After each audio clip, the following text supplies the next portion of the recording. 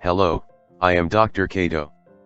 Please don't be scared, you are in hospital right now. Dr. Kato was the first person Atsumu talked to when he woke up. She asked Atsumu some questions, like what his name was, where he lived, how many siblings he had. Atsumu frowned, not really understanding what was going on yet, but he was able to answer all the questions with no problem. Alright, that's a good sign so far. Atsumu felt so sleepy, somehow he was totally woozy and didn't understand what the whole thing was about. How long had he been asleep? He had only fainted for a moment, hadn't he? Miya-san, please call me Atsumu. I have a twin brother. Dr. Kato smiled and nodded. Atsumu, what is the last thing you remember? Atsumu straightened up a bit and put his head in the back of his neck. He stared at the ceiling for a moment, crossed his arms, and bit his lip. Guess that makes sense now that I'm in hospital. I remember getting shot and falling to the ground. I don't remember anything after that, unfortunately. Good. So your memories are still complete. That's a good sign. Dr. Kato smiled. Atsumu raised his eyebrows and looked at the young woman in front of him in confusion. How are you feeling at the moment? I'm a little tired, but I can't complain apart from that. In fact, he had 2 injuries from shooting and was beaten up badly by Saki. On top of that, the bomb hit him pretty hard too. Why wasn't he in any pain at all? Atsumu grabbed his shoulder and frowned a bit when he noticed that he didn't feel any wound there at all. Actually, he didn't feel any kind of pain. Was he put on painkillers that much? He felt quite clear in his mind, though. Atsumu, what I'm about to tell you will shock you a bit at first. I know it's easier said than done, but please try not to get too upset about it. The blonde boy frowned. What was going on here? You were brought in with 2 shot wounds that seriously put your life in danger. You lost a lot of blood at that time. We really weren't sure whether you would survive the surgery at all. That time? Atsumu gulped. The wounds weren't the only problem. Your body was pretty battered, you had some internal bleeding, it was all really serious. But you fought and survived everything well, physically, at least. It was all too much for your subconscious mind. Atsumu looked at Dr. Kato with wide eyes. He frowned and tried to follow her. Atsumu, you've been in a coma for 1.5 years. Atsumu's eyes snapped open, his heart sank into the pit of his stomach and cold sweat ran down his body. He looked at Dr. Kato in horror and had to process what he had just been told. His jaw dropped. Coma. 1.5 years. What? Honestly, it was almost miraculous that you survived the surgery. We really weren't sure if you would make it for a long time. But you fought and it was worth it. Dr. Kato gave Atsumu a warm smile.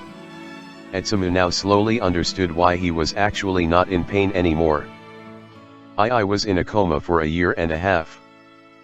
Exactly. Coma itself is not unusual, your body had to take a lot of damage and it serves as a kind of protective mechanism. But what worried us was that you didn't wake up after a few days or weeks. Atsumu frowned. Even better that you're awake now, Atsumu. Your friends and family have missed you, they'll be beside themselves when they hear you've woken up. Oh my god. I have to get to them. Atsumu was about to rush out of bed when Dr. Kato stopped him and waved her hands in front of him. Please, not so fast. First we have to do some tests, I have to make sure that everything is alright so far. You should also get some rest first, it's the middle of the night, tomorrow morning I'll call your brother. Osamu, wait a minute, rest. I've been asleep for 1.5 years, right? Practically, yes, but all this is still extremely stressful for your body and especially for your mind. Don't expect to be able to return home right away tomorrow, you're very weak Atsumu. Atsumu swallowed and furrowed his eyebrows. Give your mind a few days to find its way back. Right now it's all still too much, we don't want you to get worse again. Atsumu hummed. Rest a little longer. As soon as it's morning we can start the rest of the tests, then I'll let your brother know you're awake, alright? Atsumu nodded, speechless from what he was told. Dr. Kato gave Atsumu a warm smile and then walked to the door. Before leaving the room, she looked at Atsumu and spoke with excitement. It's good to have you back, Atsumu. Atsumu blushed and nodded. He still couldn't believe it. How much had changed since then? Had anything changed at all? What else had happened that night? Thousands of thoughts flashed through his mind. Atsumu closed his eyes and took a deep breath. A year and a half. After all this time, do you still feel the same way about me, Omi? Osamu slammed the door open, which made Atsumu, who just had a spoonful of yogurt in his mouth, wince and look to the door in annoyance.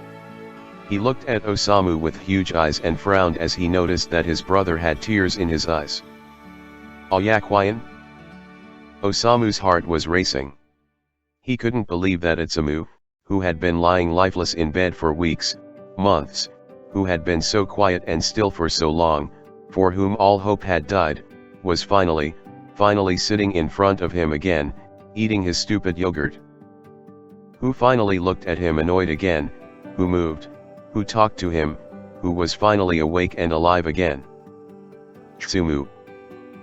Osamu whispered his name, still in disbelief that he was actually sitting awake in front of him. He walked towards him with increasingly quick steps until he finally threw himself into Atsumu's arms, letting the tears run freely. Osamu swung his arms around Atsumu's neck and hugged him tightly.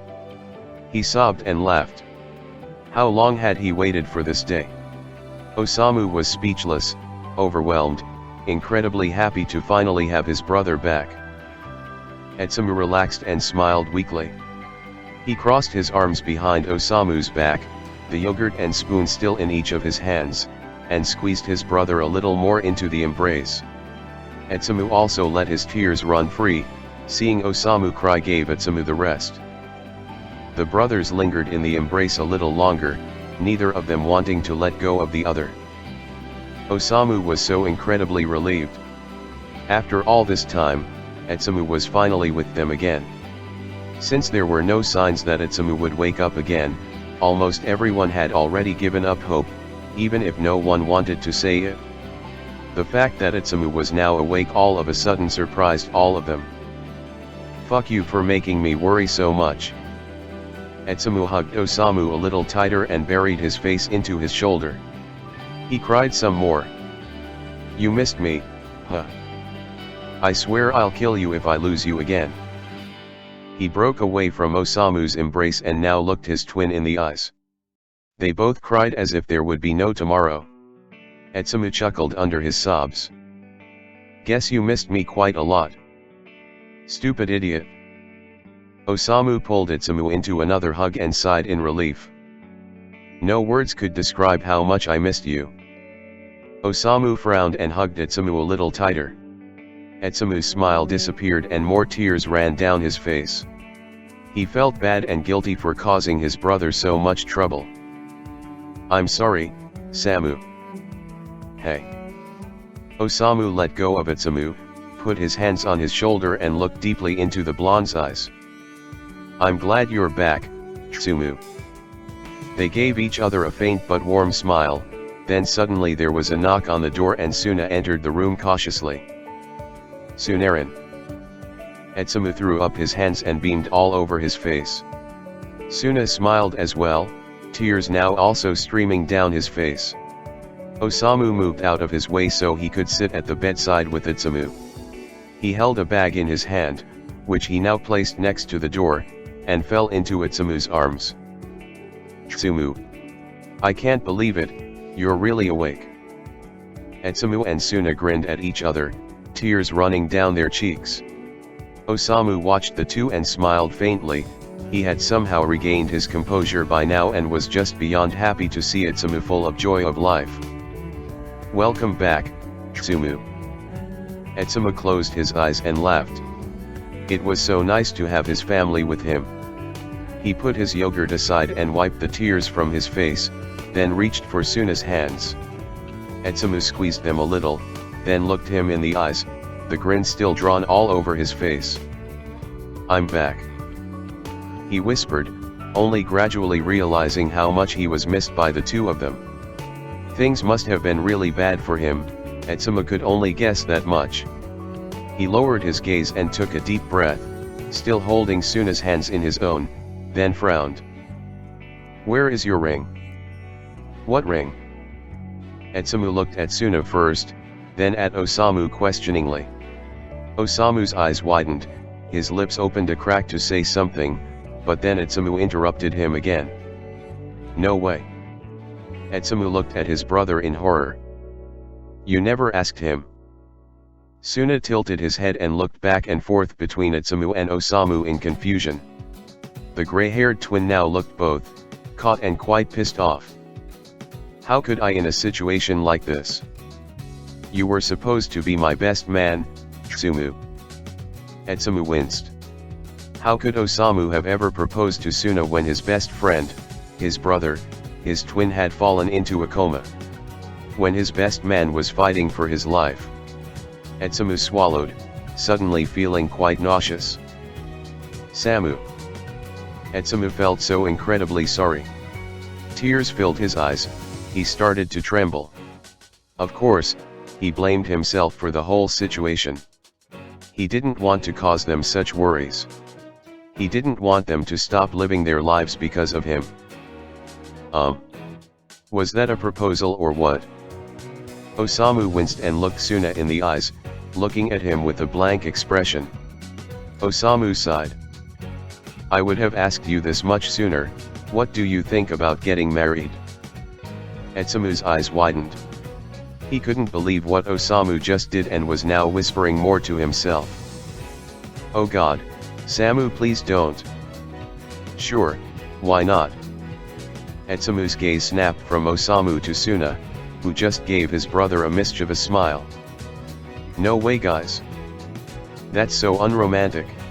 Suna stood up, giggled, and rushed to Osamu, who put his arm around his shoulders to half-hug Suna and pull him close. He gave him a kiss on his temple and smiled.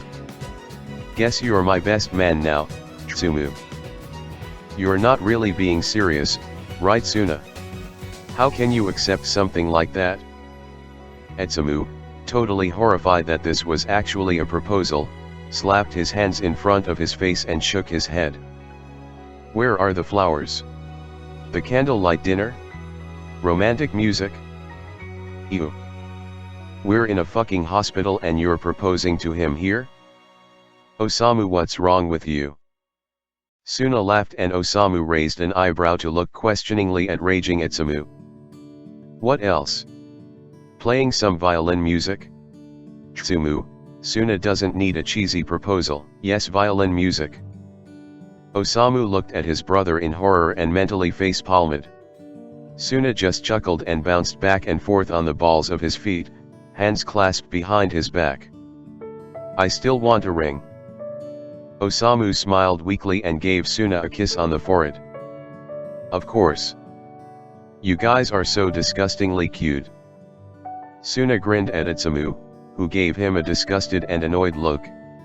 Osamu chuckled and walked to the bag Suna had brought. He opened it and took out some pastries. "Here, we thought you might have missed this." Atsumu's eyes sparkled as Osamu brought 2 pieces of his cherry plum cake to his bedside.